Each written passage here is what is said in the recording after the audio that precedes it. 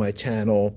I'm going to keep this one kind of short, and I am doing this at an employee area at my place of work. I'm off the clock, so I'm going to kind of keep it professional and keep it on the low for this one. I'm not going to be like talking crazy or anything like that. I still, I'm trying to keep this thing somewhat professional since I'm still in the building where I work, even though I'm off the clock for the day. So that's going to be the deal here with this one. I'm going to be a little more professional in this one than I normally would. And I'm going to keep the camera up high too, so you don't, because I don't want to, put my uniform out there. So we're just going to do it that way. So I'm going to start off, talk about the Eagles versus the Buccaneers, some of the expectations I'm expecting.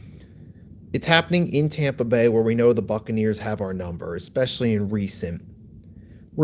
The last 2 times we played them over there, they had us beat. That was last year, week 4, same week of the regular season. They beat us pretty handily, dropping over 30 on us, and we didn't even score 20. Mike Evans balled out, had a phenomenal game, near 100 yards and a touchdown catch, but this time around, as indicated by the title, there will be no Mike Evans playing from this time around. This go around, Mike Evans will be MIA, and he'll be out for a few weeks. So the Bucs will be shorthanded Mike Evans, which last time around when we played him, we got embarrassed by them. We were shorthanded Devontae Smith, because remember we had about a 3-game stretch where he was out. Was it 3 or 4 games? I know we missed the Falcons Monday night game, which we lost in week 2. With the Saints game, we barely beat, and then we got blown out by the Bucs. Those 3 games, there was no trace of Devontae Smith, and that played a role in the outcome of those games. So there was that right there. Now here we are going into this matchup. We got our guys back, but now the Bucs are going to be down. Hey, little G Griffith, thanks for stopping through. Hope you're having a great Thursday night, talking some Eagles football here. So I'm hoping that's a difference maker this time around, because last time around, part of it was we get him a little too heavy on the pass, the weather down in Florida, and after that, we also had no Devontae Smith to rely on. Those played big roles in us losing that game last time around, week 4, when we played them in Tampa. And here we go again. We're playing them in Tampa Bay. The weather is expected to be extremely humid, which we sometimes struggle with. And I was thinking about, I'm like, maybe there's an old trick we can use. Triple voltage, what's up? What is up? Because I was thinking about, I'm like, we had a game, I remember. I know this was a couple decades ago, so it may not work the same. But we played the Cowboys out at Texas Stadium when it was extremely humid. They had the roof open, and we used a little weapon to help beat them called pickle juice. Yeah, the Eagles players were served pickle juice on the sideline to help keep hydrated, dealing with the extreme humidity. And if the weather's going to be above 100 degrees as rumored to be in Tampa, and that's only if, maybe it might be time where it calls the Eagles try the same thing again. Because I notice there's just a history with the Eagles playing in Tampa in the humid weather. It's not just something recent. It's been something that's been happening for years throughout different periods in the Eagles franchise history. And you had that time period, you remember, like I said, last year it happened. You had that week 2, 2018 with Foles. We had to play him in the humid heat, and we got destroyed. 2006 even, we played them in the heat. We were the better team, but they were a 4-win team that year. One of those wins came against us. We scored a touchdown late. McNabb on a screen to Westbrook, but we left too much time on the clock. Matt Bryant kicked the game winner. The point being is, generally when we play Tampa and Florida and the weather's humid, that goes more in favor of the Bucs over us. So that's something we got to focus on. That's something that could be a challenge for the Eagles going into this one. I mean, I would think a smart idea would be, I'd say, to practice in Florida.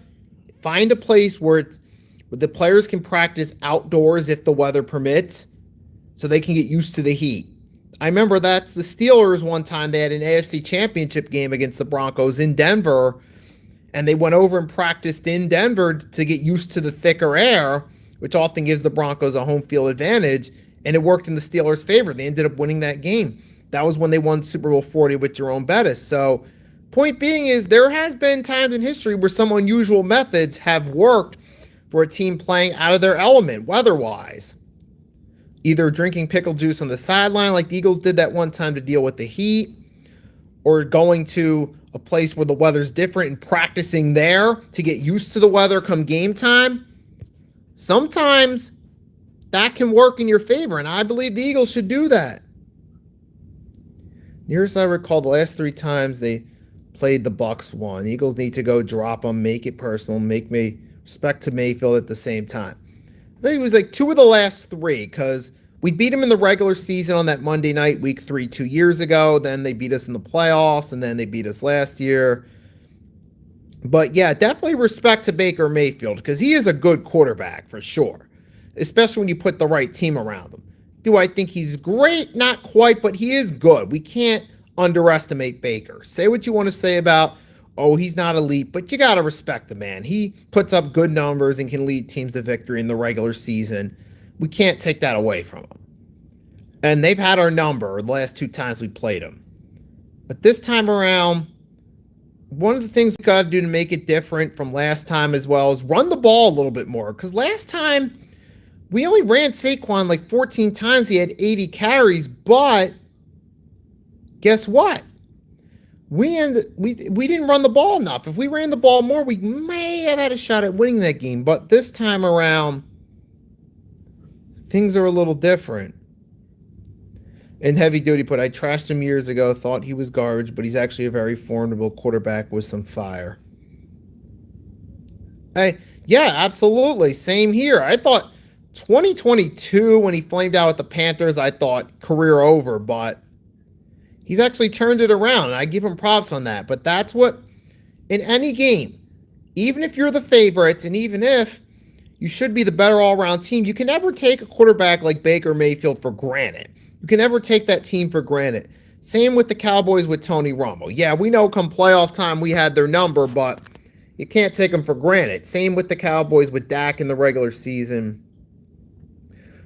Why don't they play to his skill set instead of constantly trying to run up the middle, pitch him on the outside, let him do this thing? They have done it. I don't get it. Are you referring to Saquon?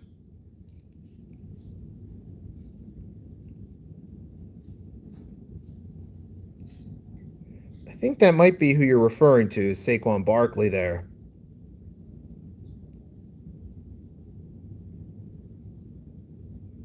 But yeah, with Saquon, though, yeah, but either way, though, like we're saying about Baker Mayfield, yeah, we got to respect him. He's just, got to go out there, take care of business. Yeah, absolutely. And that's a great point. I'm glad you brought that up, because that's been one of the things that's been killing us in recent weeks with the run attack.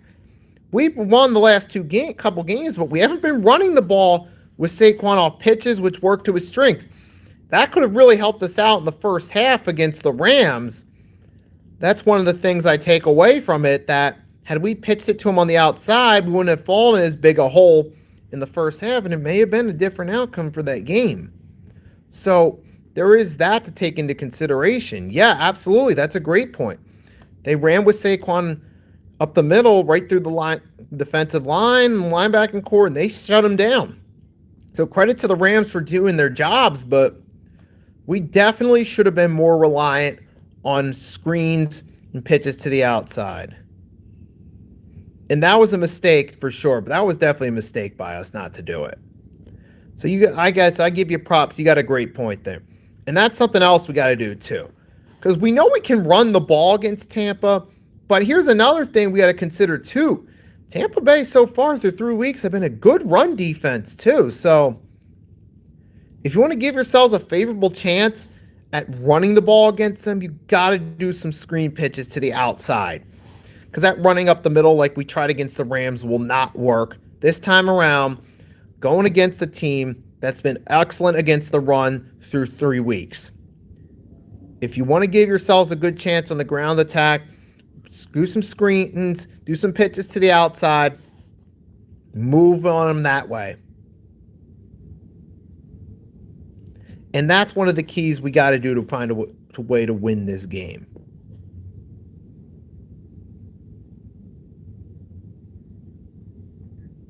And that'll help us out for sure.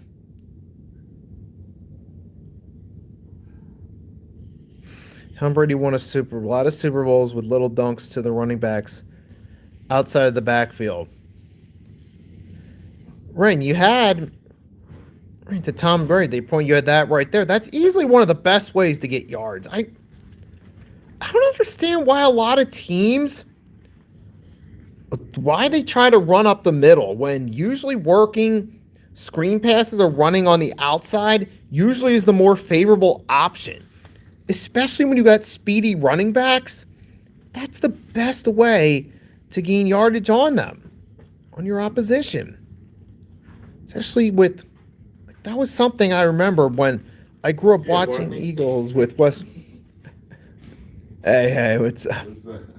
Speedy running back, yeah, I'm recording a video here. Okay. Yeah, so I'm talking football, man. Football, baby. Yep. Birds. That's right. You heard it, folks. I got a fellow Eagles fan with me. We know each other. And Brady would have 14. Right, it's interesting. Yeah, because last time we didn't have Devontae Smith. Or AJ Brown. Oh, wait, him too last time? Last year, we not had either one of receivers. Right. I remember we were trying to force the pass when Barkley was actually having a good game for the carries he got. CJ was out that game too. Yeah, now this time you got Mike Evans is out, so it's going to be a different story. Got him. Eagles by 3 touchdowns. You heard that prediction, folks. Eagles by 3 touchdowns. Brady would have 14 play drives where he just chip away 7 yards of play and just wear defenses out. Yep. And that's exactly what, as you said, that's how you wear out a defense, through the run attack. That works perfectly. We've seen that countless times that works out. And with Saquon, as I was saying, I don't understand why those teams with speedy running backs don't run pitches or screens more often. Why do they try to run through the middle where you got all those linebackers and defensive linemen to deal with? That's something that it just doesn't make sense. But hopefully this go around, Eagles can do it that way, make it happen different, and that would certainly help us win this go around. Like I said, maybe even bringing out the old pickle juice from the old Andy Reid playbook if the weather's going to be that hot down in Florida. You get some Cowboys. Yep, exactly. It worked that one time we had to play the Cowboys in the heat. If the weather's going to go down that road again, it could work because, like I said, Tampa Bay, when it's really hot and we play them in Florida. They changed the forecast to 88 and thunderstorms. Oh, so, have you guys heard that 88 and thunderstorms, which it was supposed to be 103 originally, now it's 88 and thunderstorms. Well, if that happens, then we don't even know about if it's going to play or not, or if it's going to be a delay. Yeah, possible delays. So, now if that is the case, then that takes on a whole different story of the game right there. Because you're going to have to find ways to run the ball effectively. Because the passing, you have to use some screen plays because the passing game, if it's really bad rain-wise, the passing game ain't going to be that effective for either team. So that ain't just that type of weather. That's like that Steelers, Dolphins, whatever that weather was years ago where it affected both teams. And he only got 1 field goal out of it. That was horrible. What else? I'd rather play in the snow. So we'll have to see what happens there, but so for the Eagles, for my keys to victory, gotta run the ball, but utilize Saquon's strength, especially run the out screens or run the outside, because Tampa has a really good run defense so far. You don't want to try to force runs up the middle like we did against the Rams. That didn't really work out as well. Got to do it a different way this time. And secondly, we've seen what Jordan Davis can do now that he's dropped weight. It's not more athletic, a lot more thinner. But we also got to remember, too, Buccaneers still have a pretty good run attack, too. Bucky Irving, Rashid White. Got to be focused on stopping that run, too. And then, even then, with the Bucs, without their top weapons, you got the new rookie receiver, Igbuka. He could eventually be the number one option. One day, you still got Cade Otton. You still have some weapons for the Buccaneers to work with. Sterling Shepard, still a decent number 2 to 3 guy. So Tampa Bay still has weapons to work with. Just because Mike Evans is out. What's name came back too? The other receiver came back. Godwin. Godwin is playing. Oh, and Godwin's going to be playing too. So Tampa Bay still got their weapons loaded. This secondary, it's been one of the weaker points of these 3 weeks, folks. We saw last week about Devontae Adams had a touchdown where he torched us early. We saw week 1. CeeDee Lamb was cooking us. We caught a few lucky breaks with some of those drops late. That was more on CeeDee than it was our secondary. So our secondary is a concern going into this one. So far, yeah, but our best plays though have come on defense from up front, from the defensive line. Jalen Carter, Jordan Davis. I think now, after the past couple weeks with Jordan Davis, now we've seen what he can do when he's in shape. He's going to be more of a factor alongside Jalen Carter. That's one of the keys to slowing down the Buccaneers and getting to them, getting pressure on them. Especially if the weather, as my man just pointed out a few minutes ago, is going to be terrible and it's going to be more favorable for a low-scoring matchup. There's an advantage right there. Bring the heat. But ultimately, we don't have to see what's going to happen. And another thing I wanted to point out too, Eagles should start Fred Johnson because that played a key role in the second half. When we put him in on the offensive line second half, we were moving much more efficiently. That's when we started to score points, and Fred Johnson played a key difference. It's similar to what that one Buffalo Bills guy last week. He had a really good game. He only gave up 1 pressure, but no sacks. He's having a really good season. Like I talked about Tuesday on the 3-point blitz. So we could be seeing that too. But like I said, for now, my main keys to victory. Got to stop them. On defense, got to stop them up front with the defensive line and the linebackers. Because our secondary is not the strongest in the world. That's number 1. Number 2, got to run the ball, but do so to Saquon's strengths. Especially, that would really help wear down that Buccaneers defense a little bit. And then number 3, avoid the turnover game, because that's what hurt us last time, too. It wasn't just being down, guys. We couldn't hold on to the ball. And we had a couple turnovers. And we got half Hawk, half man. Seahawks will win tonight. Yeah, I got the Seahawks in this one. In the Cardinals, I'm not really that sold on them. Like they're one of the worst 2-1 teams entering week 4.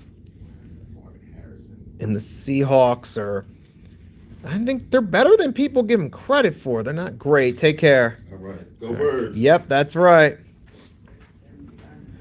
That's right, folks. Got a fellow Eagles fan in the room with me. And saying as far as the Seahawks, like I said, Cardinals, I'm not that impressed. I'm just like Kyler Murray, like I said, he's the ultimate tease the way I see it.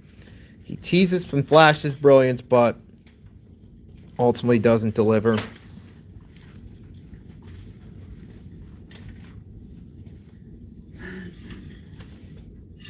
And that's where we're at. And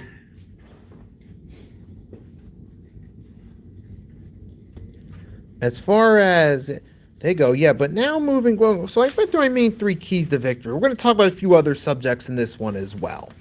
We talked about Evans, we talked about the Eagles. We're still on the subjects of football.